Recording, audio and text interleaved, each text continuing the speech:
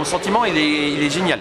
Voilà, depuis le début de la saison, on a retrouvé notre équipe, les Guémiots, c'était ceux qu'on voulait, qu'on avait depuis quelques années, on n'avait pas eu l'année dernière. Et là, cette année, on a retrouvé un collectif et du beau jeu, et c'est ce qu'il fallait de toute façon. Bon, il y a eu un premier match référence face à Nice, hein, le 7-0, qui a été un petit déclic, et cette confirmation par la suite, notamment contre Rouen, là, vous êtes régalé. Hein. Ah bah c'est sûr qu'au niveau du match de Rouen, c'était assez exceptionnel. Au niveau de l'abnégation, au niveau de la résistance, on a été dominé certes, mais au moins le résultat était assez probant pour nous et j'espère que ça va continuer dès ce soir.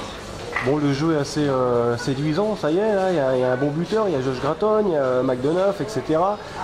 Tout le monde commence à prendre ses responsabilités, on a envie de dire. Oui, on voit pas vraiment un gros buteur se sortir, même s'il y a Gratton quand même qui est un peu plus au-dessus des autres, mais par contre les autres sont pas loin derrière et ça c'est bien parce que ça prouve que même avec des blessés et tout ça, on va pas être dépendant d'un joueur et ça c'est bien, on a plusieurs lignes qui peuvent marquer, c'est ça qui est bien. Oui. Il y a une belle dynamique, hein. Il y a Vincent Lorca aussi qui est néo-international.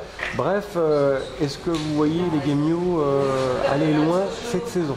Bah, en tant que supporter, on l'espère, comme chaque année. Après, derrière, on va pas brûler les étapes, on va regarder match par match, on va regarder les résultats au fur et à mesure et on verra à quel niveau on va s'arrêter avant les playoffs pour voir quelle équipe qu'on rencontrera à ce moment-là. Mais on ne veut pas brûler les étapes, essentiellement, on veut être juste les soutenir là en ce moment parce que c'est une bonne dynamique, en profiter. Parce que c'est vrai qu'on est passé sur des moments un peu plus compliqués par le passé, donc là on va vraiment savourer. Oui, et puis il faut pas s'affoler, on veut du beau jeu pour l'instant, on a du bon jeu et c'est bien, et puis il y a la coupe aussi, la coupe de France, faut pas l'oublier, on a une équipe qui peut aller loin aussi, ça peut être pas mal. Le premier tour c'était le plus dur et ça peut être pas mal aussi. Bon, les Poissons Pris commencent à faire le plein, hein. On était un peu plus de 2400 face à Rouen, contre Lyon c'est pas mal également.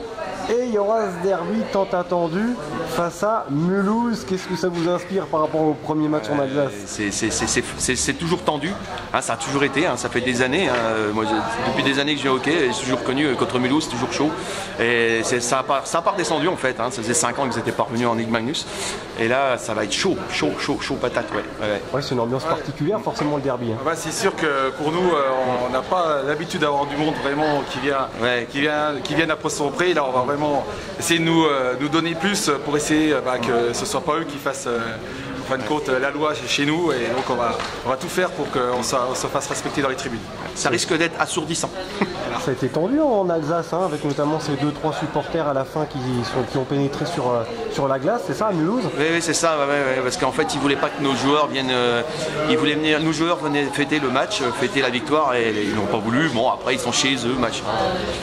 Oui, voilà. Une mentalité spéciale en Alsace, ils sont très chauvins, hein, c'est ça? C'est spécial, mais c'est pour ça que le match de mardi, ça peut être tendu aussi parce que on sait très bien que chez nous on a aussi des gens qui sont un petit peu chauds des fois de temps en temps et il suffirait que, admettons, ce qui n'arrivera pas, Mulhouse gagne et puis que leurs joueurs viennent fêter, il y en a qui vont pas être d'accord, quoi. Donc c'est ça qu'il faut un petit peu. Il ne faudrait pas de provocation, ne pas allumer la mèche, c'est ça.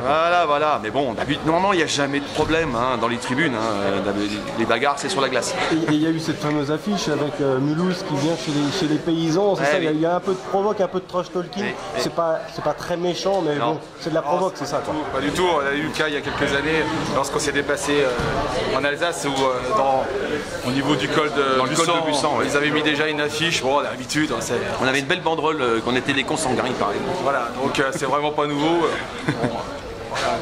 Oui, en plus à Mulhouse, ça a été frustrant pour eux parce que Mulhouse était devant au score avant que les Guémiots leur dament le pion, hein, c'est ça le match en Alsace. Il me semble qu'on a fait tout le match en tête, sauf qu'il recollait à chaque fois. Oui. Il me semble qu'on a ça. Ouais, c'était serré. Je me rappelle même plus du. Est-ce que ça peut être un match piège justement? C'est un match qu'il faut vraiment pas prendre à la légère. Ouais, enfin les joueurs savent à quoi s'en tenir. C'est pas vraiment un match piège parce que Mulhouse c'est pas Strasbourg, hein. Ils ont une grosse ligne devant, donc il va pas falloir les points à la légère. Et puis de toute façon, il faut rester invaincu. À part Gap, il faut rester invaincu de toute façon à domicile. Hein. On est chez nous.